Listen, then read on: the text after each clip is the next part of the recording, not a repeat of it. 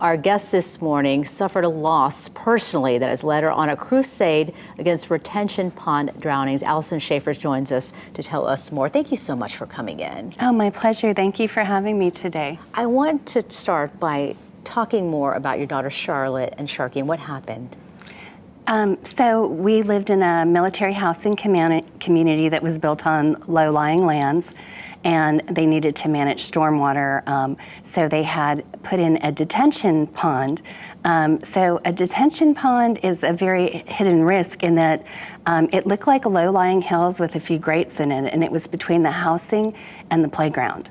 And it was improperly maintained, so overnight the piping in it was 89% clogged, and they needed to mitigate it, and they knew it, but they decided not to. And so it turned into about the size of a quarter of a football field and about 8 feet deep pitch black water. And it was a hidden hazard in our community that we didn't know about. And her little friend somehow got in the water and was struggling. He couldn't swim. And she, at the age of 5, jumped in to save him. She was able to push him out of the water, but she was not able to survive that. And I know now in the drowning advocacy community that often secondary drownings, you're far more likely to die. And so after she didn't come back up, the adults in the community formed a grid, and it took them more than 10 minutes to find her body. And my friend, who is a trained lifeguard, actually found her body kind of close to the drain, and she did sort of the same thing that Sharky did. She pushed Charlotte's body up, and the other children pulled the body away. But my friend, who is a trained lifeguard, could not get out of the pond herself. It was slick as glass and full of mud and pitch black water, and so the adults had to help her out of that pond.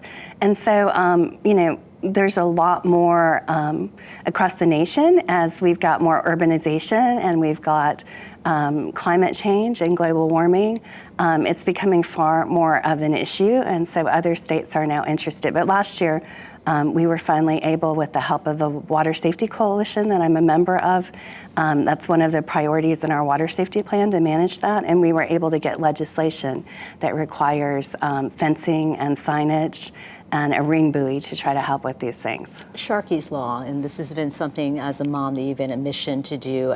How effective do you think this will be, and is there more that can be done to prevent more tragedies? Well, we're going to need to do more to get the law through, and the law went through fast, and I'm told that kind of a law usually takes 7 to 8 years. It went through in 1, although it's been a 20-year effort for me in various forms of that law.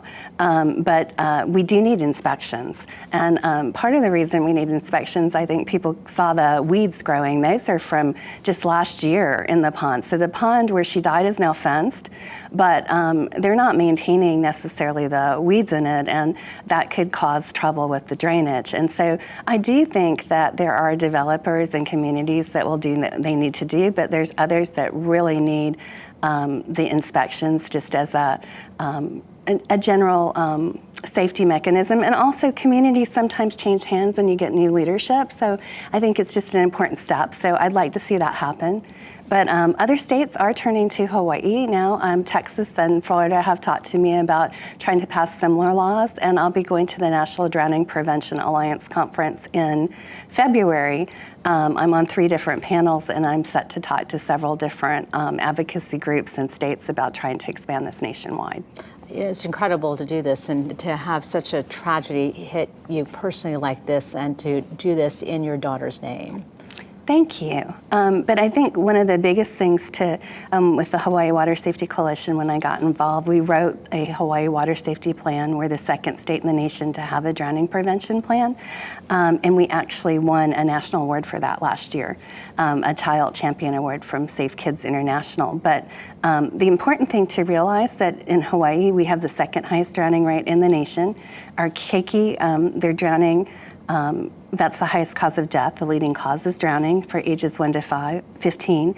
But it's all manner of drownings. I think people drown in the ocean the most, but when it comes to our youngest keiki, ages 1 to 4, it's pools, retention, detention ponds, bathtubs, even puddles. It's other things. With our teenagers, it's the ocean. So we just need to be vigilant in in addressing drowning risks throughout our communities. We thank you for all that you've done and for coming on and sharing your story on Sharky's Story this morning. Thank you so much. Thank you.